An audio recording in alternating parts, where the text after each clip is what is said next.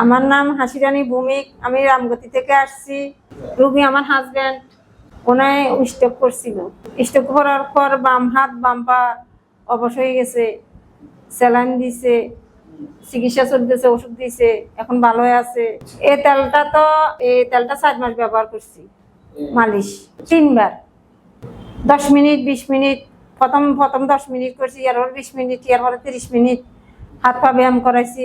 ওর অবস্থায় এই পা আর এই হাত আর পা অবশ্যই মতন হয়ে গেছে। হ্যাঁ, ব্যবহার করে ভালো আছে। কি পরিবর্তন, হাতটা নাড়তে পারতো না, এটার জন্য মালিশ দিছে, মালিশ করতে দিছে, পায়ে এভাবে মালিশ করতে দিছে। ওই মালিশ করছি, উপকার পাইছি। হ্যাঁ, মালিশ করি 3 বার। হ্যাঁ, 3 বার মালিশ হচ্ছে। আর বলছে যে 3 বার করে মালিশ করবেন। মালিশ করার মধ্যে খুব ভালো লাগে।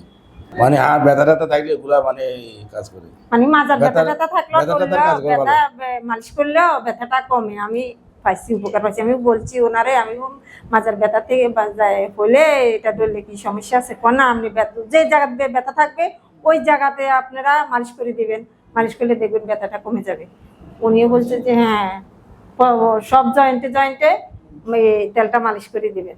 কোমরে, হ্যাঁ কোমরে আছি, এখন ভালো আছি তো।